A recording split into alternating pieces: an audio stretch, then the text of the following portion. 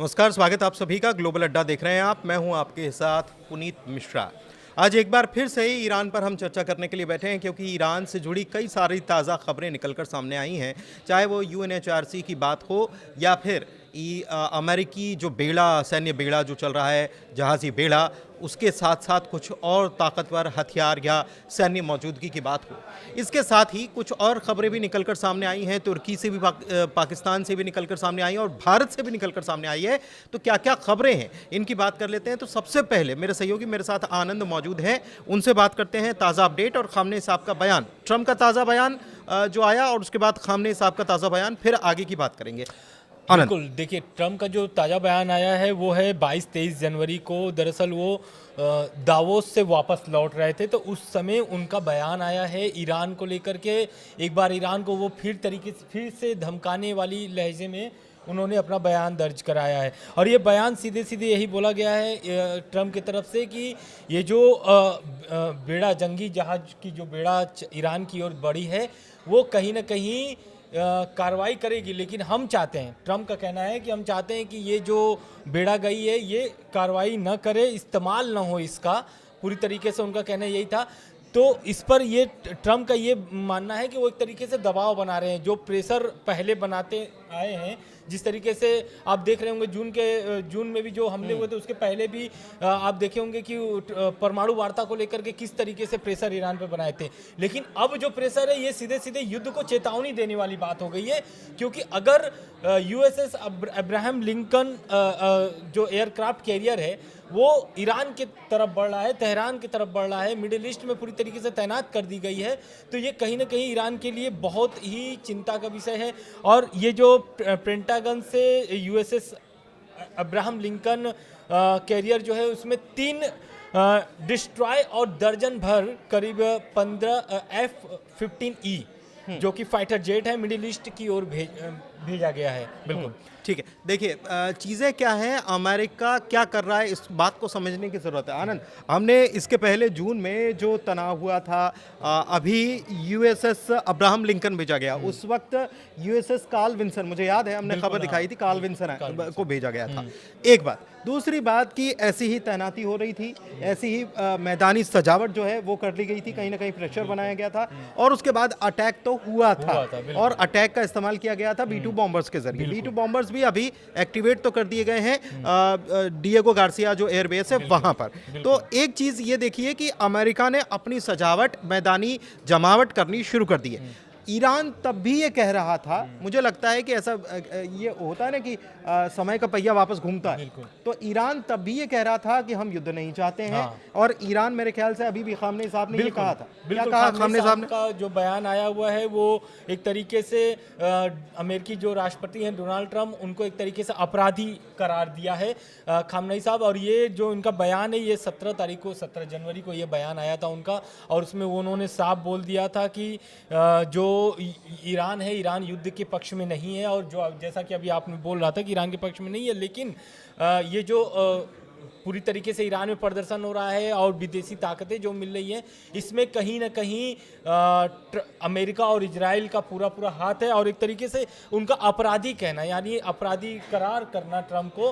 क्योंकि ट्रम्प सीधे सीधे वो बयान में बोल रहे थे प्रदर्शनकारियों को कि आप प्रदर्शन करो, सरकारी चीज़ों पे कब्जे करो, आपके लिए मदद पीछे से आ रही है। तो कहीं ना कहीं इसी बयान को वो लेकर के अपराधी खामनेई साहब ने उनको करार दिया है। अच्छा, इस बीच क्या हो रहा है कि मिडिल ईस्ट में, जैसा जून के महीने के पहले हमने देखा था, मई के आसपास हमने देखा था कि वहाँ पर टेंशन क्रिएट हो रही है, वही तनाव जो है अब फिर से नजर आ रहा है। उसके बारे में भी कुछ खबर आनंद बता रहे हैं कि क्या तनाव है मिडिल ईस्ट में।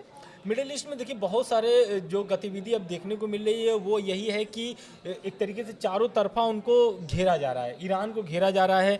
दरअसल हुआ क्या है कि घेरने का बात ये भी है कि देखिए जो विदेशी और जो देश हैं उनके कार्रवाई से भी ईरान में और चिंता बढ़ा दी है। जैसे कि यूरोपीय जो एयरलाइन से फ्रांस है, जो वो बहुत सारे अपने एयरक्राफ्ट बंद कर दिए हैं। तो जैसे उसमें कि आप इसकी तरफ मतलब प्लेन्स नहीं जा रहे, प्लेन्स नहीं जाएंगे, दुबई की ओर कोई भी सेवा नहीं दिया जाएगा, हवाई सेवा जो है वो नहीं उड़ाने भरेंगी। वहीं नीदरलैंड की सरकार ने भी 3 देशों में उन्होंने इराक, ईरान और यूएई की तरफ, मतलब कि संयुक्त राष्ट्र सऊदी अरब की तरफ अपना एयरलाइंस जो था वो बंद कर चुके हैं। तो कहीं ना कहीं ये दबाव बनाने वाली राजनीति जो ट्रम्प कर रहे थे, अब बाकी देशों से भी कहीं ना कहीं मदद मिलने नहीं, लगी मदद है, और क्योंकि चिंता बड़ी बात यह है कि पैसेंजर्स वहाँ ट्रैवल नहीं करवा रहे हैं, क्योंकि उनको इस बात का डर है कि वहाँ पर कभी भी तनाव की स्थिति हो सकती है। बिल्कुल। तुर्की ने भी इसको लेकर चिंता जाहिर की। बिल्कुल, तुर्की को लेकर के तो देखिए, तुर्की हमेशा से ईरान के पक्ष में रहा है। और वही बात अगर हम बोल दे तो जो वहाँ के विदेश मंत्री है फिदान, उन्होंने इजराइल, मतलब एक तरीके से साफ साफ इजराइल को घेरा है और उन्होंने कह दिया है कि ईरान पर वो तो मौका खोज रहा है, हमले की एक तलाश खोज रहा है कि बस एक मौका मिल जाए, उसके बाद तो फिर ईरान पर हमला चालू कर देंगे। और इजराइल का बात करें तो इजराइल भी वहाँ पर उस तरीके से तैयारी कर रहा है, क्योंकि जिस तरीके से यूएसएस अब्राहम लिंकन जो एयरक्राफ्ट है वो पहुंचा हुआ है, तो उसको लेकर के अब इजराइल भी अपनी पूरी तरीके से तैयारी शुरू कर दी है। बात करें तुर्की की, तो तुर्की के जो वहाँ के राष्ट्रपति हैं अर्दोगन, उनका भी एक तरीके से साफ साफ, हालांकि जो वहाँ के राष्ट्रपति जो है मसूद पेजेस्कियान, उनसे उनकी फ़ोन पर बात होती है और वो ईरान के पक्ष में हमेशा से खड़े रहे हैं तुर्की। और उनका यही कहना है कि जो भी मतलब ईरान पर दबाव बनाने की राजनीति हो रही है, विदेशी ताकतें या फिर अमेरिका और इजराइल जिस तरीके से दबाव बना रहे हैं, हालांकि ईरान जो है शांति और स्थिरता चाहता है। एक तरीके से वो ईरान के पक्ष में तुर्की शांति और स्थिरता चाहता है ईरान में। एक चीज़ और है, देखिए ये अगर मैं गलत नहीं हूं तो 15-16 तारीख तक ईरान में सब कुछ मेरे ख्याल से शांति और एक प्रकार से वहाँ प्रदर्शन का दौर भी खत्म हो गया था, उसे कंट्रोल में कर लिया गया। लेकिन इसके बाद एक चीज़ और होती है आनंद, वो होता है ईरान में साइबर अटैक। उसके बारे में क्या जानकारी? देखिए, पहले तो हम ये बता दें, साइबर अटैक वाली जो खबर है ये बहुत बड़ी खबर है। इसलिए खबर क्यों है, क्योंकि वेनेजुएला वाले में भी यही हुआ था, अटैक के पहले ही वहाँ पर साइबर अटैक हुए थे। और साइबर अटैक होने से वहाँ की जो टेलीविजन है या फिर जो सरकारी संस्था है, जो भी जैसे मान लीजिए वहाँ के रक्षा मंत्रालय है, सारे जो कार्य है वो ठप हो जाते हैं, क्योंकि कोई भी कार्य नहीं होता है। और ये ठीक वेनेजुएला में हुआ था।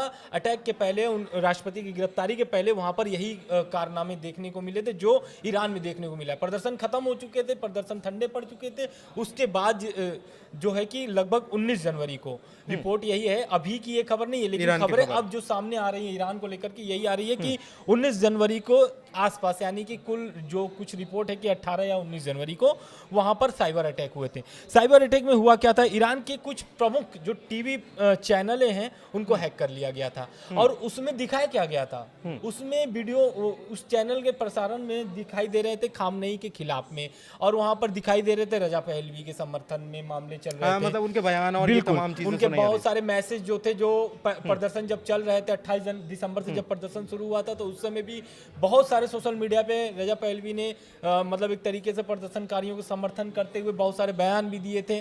तो कुछ कुछ उस टाइप से वहां पर उस टीवी चैनलों में प्रसारण हुए। लेकिन इसके पहले भी इंटरनेट वहां पर तो बैन कर दिया गया था। बिल्कुल, इंटरनेट बंद कर दिया गया था। यही कारण था, क्योंकि जिस तरीके से साइबर अटैक हो रहे थे, बात अगर 28 जनवरी के करें तो पूर्ण इंटरनेट बंद हो गए थे। 28 जनवरी को ईरान में पूरी तरीके से इंटरनेट बंद कर दिए गए थे। पूरे ईरान में आप इंटरनेट नहीं पा रहे थे।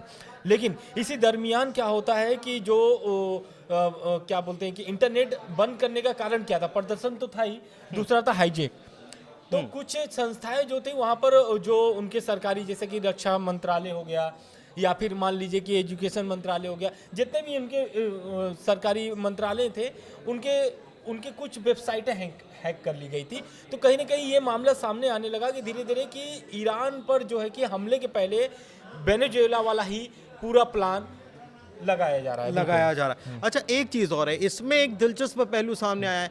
दिलचस्प पहलू सामने क्या आया है कि अमेरिका और ईरान के बीच एक मिडिल मैन आ सकता है जो शांति स्थापित करा सके, और नाम सुनकर हैरान हो जाएंगे, ये है पाकिस्तान। अब पाकिस्तान कैसे इसमें हो सकता है, इसकी चर्चा हम बाद में करेंगे, लेकिन फिलहाल इस चर्चा को यहीं समाप्त करते हैं, क्योंकि चर्चा बहुत ज़्यादा लंबी हो गई। चर्चा आपको कैसी लगी ये ज़रूर बताइएगा। ईरान में साइबर अटैक होना, अमेरिका की तरफ से जो जंगी जहाज़ों का बेड़ा आगे बढ़ना, और जो पहले देखने को मिला था वही वापस देखने को मिला, ये क्या बता रहा है? क्या एक बार फिर से ईरान पर पूरी तरह से हमले की तैयारी कर ली गई है और इसमें बाकी मुल्कों का, खास तौर पर नेटो देश और यूरोपीय देश जो हैं उनका क्या रुख रहने वाला है, इसकी भी चर्चा करेंगे, इसका वीडियो भी आपको बताएंगे। फिलहाल इस वीडियो में इतना ही। धन्यवाद। धन्यवाद।